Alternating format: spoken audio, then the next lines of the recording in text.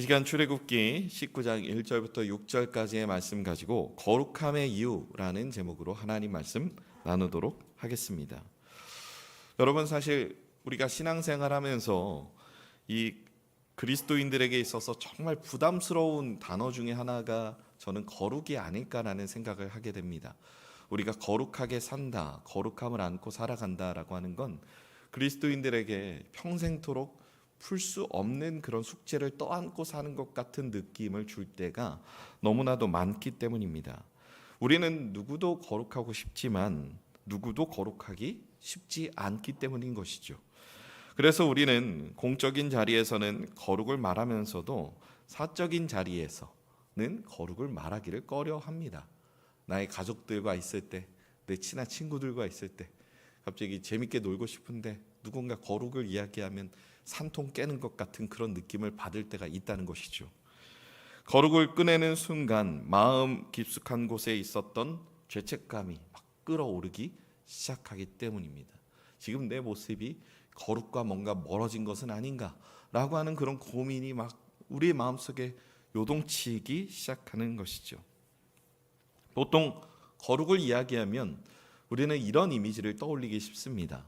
세상과 담을 쌓고 매일 말씀과 기도에 전무하며 규칙을 세워 스스로 단련하는 그런 삶, 이런 삶을 우리는 보통 거룩하다라는 이미지와 대입시키기를 좋아하는 것이죠.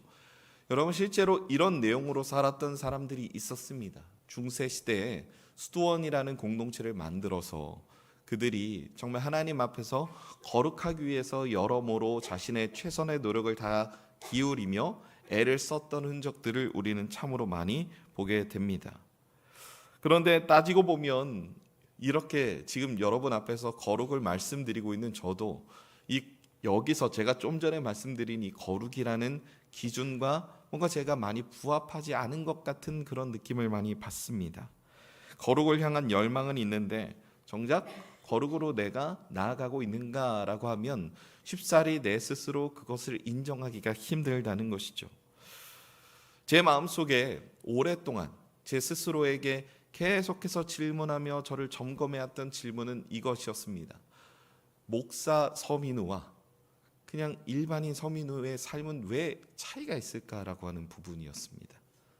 목사로서의 내 모습이 일상생활 속에서도 쭉 가면 참 좋았을 텐데 그게 쉽지가 않다는 것이죠.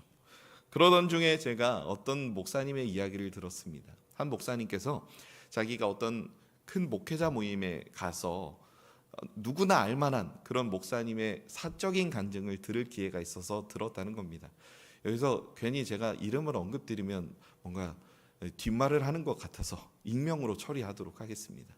그 목사님께서 이제 안식년을 가셨는데 안식년 중에 스스로를 생각하고 느끼기를 그런 느낌을 받으셨다고 합니다. 나는 그동안 성도들에게 매일매일 기도하고 말씀 읽고 묵상하고 하는 이 경건의 삶을 부단하게, 정말 무던하게 계속해서 강조하고 또 강조하고 목사로서 내가 있을 때 그렇게 살아왔는데 안식년을 가버리니 오히려 자신이 그 삶이 무너져 버렸다는 겁니다. 그래서 그 무너짐이 오히려 그 목사님의 사역을 이끄는데 굉장히 중요한 전환점이 됐다라고 하는 이야기를 제가 들은 적이 있습니다. 왜 우리는 거룩하게 살고 싶은데 그렇게 되지 못할까요? 사실 해답은 간단합니다. 우리 안에 죄성이 가득하기 때문인 것이죠. 우리는 이제는 의인의 신분이나 아직은 죄인으로서의 죄에 대한 습성은 여전히 남아있는 것이기 때문에 우리의 신분과 지금 우리가 처해 있는 이 삶의 괴리가 계속해서 일어날 수밖에 없는 그런 상황입니다. 그렇다면 우리는 이러한 나는 신분은 거룩한 사람이지만 지금 나의 현실은 거룩하지 못하다라고 하는 이런 뻔한 얘기를 하기 위해서 이런 말씀을 나누는 것이 아니겠죠. 그렇다면 우리는 정말 하나님이 원하시는 거룩은 무엇이며 그 무엇으로부터 우리가 거룩함을 회복하고 거룩한 삶을 살아갈 수 있을까? 오늘 이 말씀을 통해 저와 여러분이 하나하나 좀 살펴보기를 원합니다. 먼저 오늘 본문 4절에서 하나님이 이렇게 말씀하시죠. 우리 4절 말씀 다 같이 합독하겠습니다. 내가 애굽 사람에게 어떻게 행하였음과 내가 어떻게 독수리 날개로 너희를 업어 내게로 인도하였음을 너희가 보았느니라. 여러분, 여기서 이 말씀을 통해 우리가 확인해야 할 것이 있습니다. 우리의 거룩함, 그리고 우리가 구원을 받은 모든 계기는 우리로부터 나온 게 아니라는 것입니다. 하나님께서 이스라엘 백성들을 독수리 날개로 업어서 하나님 자신에게로 인도하셨습니다. 그러니까 우리의 의지대로 하나님께 나아가서 우리가 구원을 받고 거룩함의 길로 접어든 것이 아니라는 것을 우리가 먼저 확인할 필요가 있다는 것입니다. 하나님께서 내게로라고 하는 이 말을 통해 너희의 거룩함의 이유는 너희에게 있는 것이 아니다라고 하는 가장 중요한 말씀을 오늘 이 본문을 통해 하고 계신다는 것입니다. 쉽게 말해 우리의 결심이 우리의 거룩함의 이유가 아니라는 것이죠. 거룩은 우리의 의지력에서 출발하지 않고 거룩의 시작은 하나님이 우리를 구원해 주신 구속의 사건임을 우리는 기억해야 합니다. 하나님은 그들을 애굽에서 더 나은 사람, 도덕적인 사람 만들고자 그들을 꺼내신 것이 아닙니다. 그들을 더 착하게 만들기 위해 구원하신 것이 아니라는 것입니다. 하나님은 그들을 하나님께 속한 자로 머물러 있도록 하기 위해 그들을 구원하셨습니다. 그리고 바로 그 소속이, 그 관계가 거룩의 이유가 됨을 우리는 이 본문 4절을 통해서 확인할 수 있다는 것이죠. 성도 여러분, 그런 의미에서 거룩은, 그 거룩의 시작 출발점의 이유는 하나님께 있으며 하나님의 선택과 하나님의 오늘날까지 우리를 이끌어 오신 그 모든 하나님의 의지의 이유에서부터 우리가 확인을 해야 한다는 것입니다.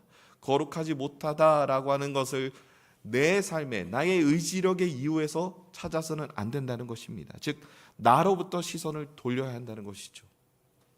제가 전에도 말씀드린 것 같지만 어떤 분이 담배를 끊기 위해서 하루 종일 골방에 들어가서 담배를 피는 자신을 회개한 적이 있다고 합니다. 여러분 생각해 보십시오. 하루 종일 담배 끊기를 위해서 기도했습니다. 그분의 머릿속에 하루 종일 남는 것은 무엇이었을까요? 담배였습니다. 속상한 마음에 나가서 담배를 폈다라고 하는 이야기는 저의 내릿속에 너무나도 깊이 박혀있는 정말 중요한 이야기 중에 하나입니다. 여러분, 회개를 열심히 한다고 해서 우리가 거룩하게 되는 것이 아니라는 것이죠. 우리의 거룩함의 이유와 근본을 보고 근본을 깨닫고 우리의 시선을 돌려야 한다는 것입니다. 그 거룩이 나로부터 비롯된 것이 아니라면 나에게 시선을 두면 거룩해지지 않습니다. 나 이외에 그 거룩의 근원의 시작이신 하나님께 시선을 고정시킬 때 우리는 비로소 거룩의 시작이 어디에 있는가를 깨닫게 된다는 것입니다. 계속해서 오늘 본문 5절과 6절인데요. 조금 길지만 우리 다 같이 합독하며 나아가시겠습니다. 세계가 다 내게 속하였나니 너희가 내 말을 잘 듣고 내 언약을 지키면 너희는 모든 민족 중에서 내 소유가 되겠고 너희가 내게 대하여 제사장 나라가 되며 거룩한 백성이 되리라. 너는 이 말을 이스라엘 자손에게 전할지니라. 여러분, 오늘 우리가 주목해야 할 순서는 바로 이것입니다. 내 소유, 제사장 나라, 거룩한 백성입니다. 우리는 보통 거룩을 먼저 붙들고 그 거룩을 통해 하나님과 다른 사람들에게 내가 신실한 그리스도인이다라고 하는 사실을 인정받으려고 노력합니다. 하지만 본문을 보면 그 순서가 정반대로 우리가 그동안 여겨왔던 인식과 생각과는 정반대라는 것을 우리는 확인할 수 있습니다. 우리가 거룩해서 하나님의 소유가 되는 것이 아니라 하나님이 우리를 소유로 삼으셔서 거룩한 제사장 나라 그리고 거룩한 백성이 된다라고 하는 이 순서를 우리는 반드시 기억해야 한다는 것이죠. 여기서 소유는 우리는 물건 취급하겠다는 것이 아닙니다. 오히려 너는 내 것이다 라고 하는 언약적 사랑의 선언입니다. 여러분, 제가 집에서 이제 8살 난 아이들을 키우면서 우리 아이들이 애들이고 이제 말을 하기 시작할 때 그 부모님들이 주로 하는 장난이 뭔지 아시죠? 너 누구 거야? 라고 하는 장난. 저도 했습니다. 저희 애들한테 너 누구 거야? 뭐 은찬이, 희찬이 누구 거야? 라고 물어보면 저희 애들은 눈치를 보며 처음엔 아빠 거야 라고 말을 하다가 엄마의 눈치를 보고 점점 엄마 거야가 됩니다. 제가 그리고 제 아내가 너희들 누구 거야 라고 물어보는 이 소유에 관한 언어가 그 아이들을 내 마음대로 어떻게 하겠다가 아닌 거죠. 너희는 내 소유니까 내가 최선을 다해 너희를 사랑하겠다라고 하는 그런 의지의 표현인 것입니다. 하나님께서 우리를 하나님의 소유로 삼으셨다는 것은 하나님의 마음대로 우리를 움직이시겠다 이전에 하나님의 소유된 백성으로서 정말 모든 것을 다해 하나님이 우리를 사랑하시겠다라고 하는 의지의 표현으로 우리는 이 말씀의 행간을 읽어야 한다는 것입니다. 여러분, 하나님이 우리에게 말씀하시는 이 맥락은 이어서 등장하는 출애굽기 20장에 등장하는 십계명에도 등장합니다. 너는 나 이외에 다른 신들을 내게 두지 말라, 너를 위하여 우상을 만들지 말라라고 말씀하시고 나서 하나님께서 말씀하시는 것은 바로 출애굽기 20장 5절에 등장하는 질투하시는 하나님입니다. 여러분, 왜 질투가 일어나는 것일까요? 이 질투의 감정은 사실 연인 간의 사랑의 언어입니다. 즉 하나님께서 우리를 너무 사랑하시고 하나님이 우리를 바라보시는 마음만큼이나 우리도 하나님을 바라보기를 원하시는 하나님의 사랑의 언어라고 할 수 있는 것이죠. 마치 연인이 뜨겁게 사랑하듯이 서로를 바라보기를 원하시는 언약적 사랑의 배타성, 그러니까 너는 나만 사랑해야 돼인 것입니다. 왜? 우리가 언약적인 관계로 맺어진 관계이기 때문인 것이죠. 이 언약적인 관계 안에서 서로 정말 힘을 다해 사랑해야 한다는 것입니다. 성도 여러분, 결국 거룩은 하나님 이외의 다른 존재들을 쳐다보지 않는 삶을 말합니다. 무엇이 내 마음의 중심을 차지하고 무엇이 내 두려움과 욕망을 지배하는지를 온전히 생각하며 하나님이 지금 내가 머물고 있는 모든 공간과 장소와 모든 시간 위에 나의 왕이 되시는지를 점검하는 삶. 여러분, 그것이 바로 하나님을 온전히 내가 주인으로 모시며 거룩으로 나아가는 길임을 우리는 기억해야 합니다. 여기서 우리는 계속돼서 결론을 단단히 붙들며 나아가야 합니다. 여러분, 하나님께서 우리를 부르시고 하나님께서 우리를 자신의 소유로 삼으심으로 하나님과 우리는 언약적인 관계가 맺어졌습니다. 이 언약적인 관계가 맺어졌다는 것을 통해서 우리는 한 가지를 확실하게 생각할 수 있는데, 그렇다면 거룩은 하나님과 맺어진 하나님과의 관계로부터 도출된다는 것입니다. 즉 하나님과 나의 관계가 어떤가가 내 거룩을 가늠할 수 있는 바로 미터라고 하는 것입니다. 내가 경건 생활을 얼마나 하고 하루에 말씀을 몇 장을 읽고 묵상을 어떻게 하고 기도를 어떻게 하고가 중요한 것이 아니라 하나님과 어떤 관계 위에서 이런 것들이 이루어지는가가 중요하다는 것이죠. 즉 하나님과의 관계를 회복하기 위해서 나의 경건의 시간을 쏟고 있다면 그거는 너무나도 거룩한 일로 우리는 받아들일 수 있다는 것이죠. 요한복음 1장 12절은 우리에게 이렇게 말씀합니다. 영접하는 자, 곧 그 이름을 믿는 자들에게는 하나님의 자녀가 되는 권세를 주셨으니. 여러분, 자녀됨은 조건부로 우리에게 맺어진 언약 관계가 아닙니다. 영원토록 내가 너를 나의 자녀로 품겠다라고 하는 하나님의 의지의 표현인 것이죠. 그렇다면 마태복음 7장이 말하는 경고는 무엇입니까? 마태복음 7장에 보면 우리를 굉장히 섬뜩하게 하는 말씀이 하나 등장하는데, 나더러 주여 주여 하는 자마다 다 천국에 들어갈 것이 아니오 라고 말하는 마태복음 7장 21절의 증언입니다. 여러분, 여기서의 핵심은 나더러 주여 주여 하는 자마다 천국에 들어가지 않는다의 정말 중요한 말씀에 대한 핵심은 우리 23절에서 확인할 수 있는데요. 23절에서 이렇게 말하고 있습니다. 내가 너희를 도무지 알지 못한다. 무엇입니까? 우리가 하나님 앞에서 거룩한 행동을 많이 했기 때문에 거룩한 사람으로서 하나님께 인정을 받고 하나님 나라로 들어간다는 것을 의미합니까? 여러분, 그렇지 않다는 것이죠. 내가 너희를 알지 못한다. 너희가 나에게 주여 주여 말하지만 너희와 내가 뭔 사이인데, 우리가 어떤 관계로 지금 너희들이 세상에 있을 때 만나 왔는데 라고 하나님 되물으시는 거죠. 즉 모든 거룩의 수단은 바로 하나님과의 관계임을, 그 관계가 곧 우리의 거룩을 판단할 수 있고 가늠할 수 있는 바로미터임을 우리가 확인할 수 있다는 것이죠. 말씀 초반에 말씀드렸듯이 저는 종종 목사로 살 때와 집에 있거나 친구들을 만날 때 이 거룩함의 차이 때문에 굉장히 고민했던 시절이 있었습니다. 가끔 집에서 저희 처가 식구들이 모이면 제가 목사라고 밥 먹을 때 그렇게 기도를 시키십니다.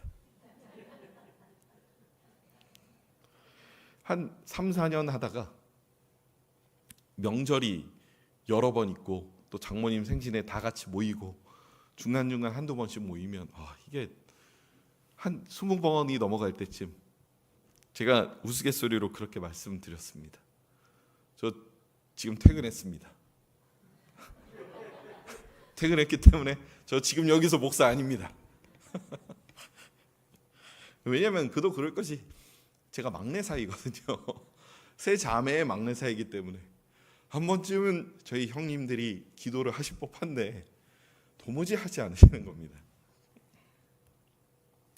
근데 이 웃자고 한 말 속에 저는 제 스스로를 조금 돌아보는 하나의 계기가 됐습니다.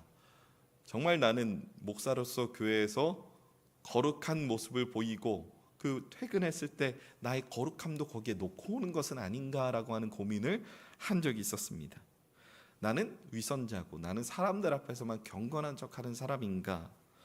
그런데 본문을 붙들고 묵상하다 보니 질문이 바뀌었습니다. 거룩은 내가 가면을 쓰는 것이 아니라 지금 내가 일상의 편안한 모습 가운데 하나님과 어떤 관계로 있느냐가 나에게 더 중요한 문제다라고 하는 것입니다.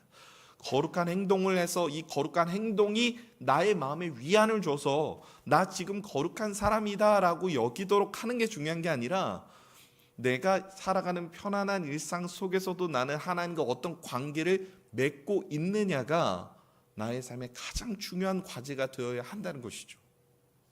과연 나는 이 목사로서의 정장을 벗고 집에 갔을 때 우리 아이들을 대하고 우리 가족들을 대할 때도 하나님을 내 마음에 품고 그 언약적인 관계 안에서 나의 가족을 사랑하고 있는지가 중요해졌다는 것입니다.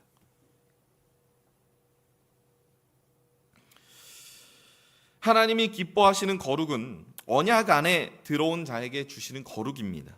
그 거룩은 내 힘으로 만드는 것이 아니라 오직 그리스도의 의로부터 흘러나오는 것이죠. 그리고 성령께서 내 의를 내 삶의 자리에서 열매를 통해 드러나게 하시는 것입니다.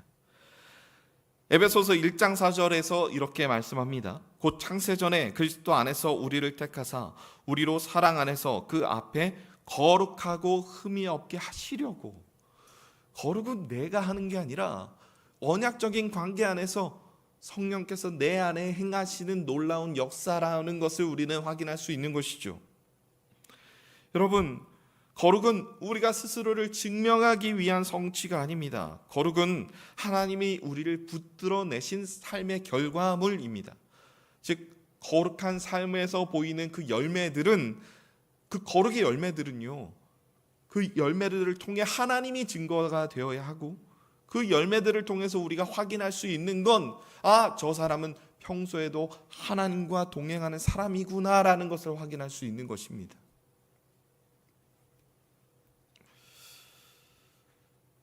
여러분, 사실 우리의 삶 가운데 하나님과 나의 삶에서의 관계에서의 거룩만큼이나 우리는 이 거룩의 개념을 참 다방면으로 저는 적용할 수 있다고 생각을 합니다. 여러분, 배우자와의 관계, 내가 다른 이성에게 마음을 빼앗기지 않을 수 있는 가장 큰 원동력이 무엇이겠습니까? 하나님이 내게 주신 배우자를 열렬히 사랑하는 것이죠. 그 결혼 언약 때 맺은 그 언약의 관계를 언제나 기억하며 열렬히 사랑할 때 다른 이성에게 내 마음을 빼앗기지 않을 수 있는 것입니다. 여러분, 제가 두 아이의 아버지로서 제 삶을 우리 아이들 보기에 부끄럽지 않게 살 수 있는 가장 중요한 힘의 원동력이 무엇인지 아십니까? 저희 아이들이 저를 생각할 때, 그리고 저를 다른 사람들에게 소개할 때 부끄럽지 않았으면 좋겠다라고 하는 그 사랑의 마음인 것입니다. 여러분, 제가 아이들을 낳고 키울 때 사실 처음에 되게 힘들었습니다. 쌍둥이라 그런지 아이들을 낳고 처음 1년 동안에는 제가 집에서 잠을 못 자고 나간 날도 태반이었습니다. 정말 아이들이, 우리가 생각하는 가장 이상적인 쌍둥이 약육은 무엇이냐면요, 아이들이 동시에 일어나서 동시에 우유 먹고 동시에 잠드는 것이죠. 한 번도 그러질 않았습니다. 한 아이를 달래서 트름시키고 재우면 갑자기 옆에 있는 애가 이러면서 일어납니다. 그러면 여러분 아시겠지만, 물을 끓이고 분유를 녹인 다음에 그 분유 탄 물을 이제 40도까지 이렇게 낮추고 계속 온도 확인하고 먹이고 또 트름시키고 이렇게 겨우겨우 재우면 끝날 것 같지만 잘 먹었으니 잘 싸겠죠. 하나하나 계속 번갈아 가면서 일어나는 이게 너무나도 힘든 겁니다. 근데 여러분, 이렇게 체력적으로 바닥나고 힘들면 무엇이 어려워지는지 아십니까? 아내와의 온전한 관계가 힘들어집니다. 그래서 제가 통계를 찾아보니까 결혼을 하고 언제 제일 많이 이혼을 하는가? 아이를 낳고 3년 내로 이혼하는 게 절반 이상이라고 합니다. 제가 이해가 됐습니다. 진짜 그럴 수도 있겠구나. 제가 그때부터 이혼 위기였다는 게 아닙니다. 아내와의 관계에서 서로 소원해진 게 많았기 때문에 제가 생각을 했습니다. 이 관계를 풀고 가야 된다. 그래서 제가 이제 쉬는 날 아내한테 연락을 했습니다. 점심에 가겠다. 밥 먹자. 그 점심에 가겠다, 밥 먹자가 사실 간단한 말인 것 같아도 왕복 2시간이 넘는 거리이기 때문에 간단한 게 아니었습니다. 아내와 만나서 아내 점심시간에 밥을 같이 먹었습니다. 여러분, 그러니까 저희 관계에 굉장히 새로운 국면이 생기게 되더라고요. 어떤 느낌이었냐면, 항상 집에서는 아이들을 낀 채로 저희의 관계가 설정이 되었는데, 오래간만에 부부와의 관계로만 그 밥 먹는 사이가 설정이 되니까 정말 많은 것들이 새로워지더라는 겁니다. 제가 그때부터 생각했습니다. 이제부터 내가 아내와 이 시간을 정말 힘들어도 계속해서 가져야겠다라고 생각한 이후, 제가 그때부터 제가 쉬는 날마다 아내의 출근길에 늘 아내를 데려다 줍니다. 2시간이 넘는, 왕복 2시간이 넘는 그 길을요. 그렇게 차를 타면서 이야기를 하니 서로의 관계가 굉장히 많이 개선이 되는 것을 제가 많이 경험을 했습니다. 저는 그때 한 가지 확실하게 깨달았습니다. 하나님과의 관계에서의 거룩을 우리가 추구하려면 하나님과의 시간을 많이 가져야 한다. 이렇게 공동체로 함께 하나님께 나아오는 시간뿐만이 아니라 내가 개인적으로 하나님과 어떤 소통을 하고 있는지를 우리는 하나님께 대답할 수 있어야 한다라고 하는 것입니다. 관계가 곧 거룩을 말하기 때문에 그 관계를 통해 내가 앞에서 설교하는 목사님을 통해 하나님을 만나는 게 아니라 내가 직접 말씀을 읽으며 하나님을 만나고, 내가 기도를 하며 내가 하나님을 만나고, 말씀 묵상을 하며 하나님께서 내게 주시는 메시지를 경청하고 청종할 때마다 하나님과 나의 그 관계가 깊이 쌓여지면 질수록 그 안에서의 거룩의 농도가 더욱더 짙어지는 것이죠. 성도 여러분, 우리가 하나님과 이러한 거룩의 시도를 계속해서 해나갔으면 좋겠습니다. 그래서 우리 안에 거룩하다의 가장 훌륭한 기준은 누가 더 많이 경건생활을 하느냐가 아니라, 누가 더 세상과 단절하느냐가 아니라, 세상 속에 살아가지만 누가 더 많이 하나님과의 관계에 시간과 에너지를 쏟고 있느냐, 그것이 하나님을 사랑하는 이유인가 라고 하는 그 주제에 확실하게 대답할 수 있는 누군가, 그리고 그 사람의 삶을 통해 하나님의 성품이 드러나고 있는가가 우리의 삶의 거룩함의 증거가 되어야 할 줄로 믿습니다. 성도 여러분, 저는 여전히 하나님 앞에 거룩하게 살아가고 싶습니다. 그리고 그 거룩함에 대한 열망은 저뿐만이 아니라 여러분도 마찬가지일 거라 저는 생각을 합니다. 우리의 거룩함의 가장 중요한 열망, 이유, 그것은 다른 사람들이 보기에 내가 거룩한 사람으로서 보여지는 삶이 아니라 하나님과 나 사이에 어떤 관계이냐가 우리의 삶의 가장 중요한 거룩함의 이유임을 깨달으시기 바랍니다.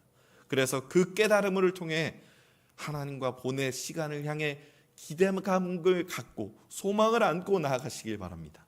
말씀을 읽고 112 기도 운동을 하는 시간이 하기 싫은데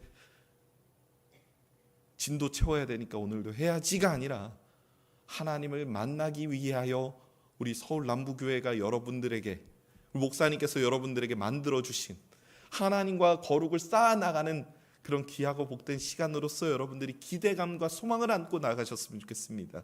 다름 아닌 여러분이 하나님과 친밀해지기 위함임을 기억하시며 우리의 모습을 통해, 우리의 이 거룩함을 통해 영광 받으실, 기뻐하실 그 하나님을 기대함과 소망을 안고 나아가는 저와 여러분의 삶이 되시길 주님의 이름으로 축복합니다.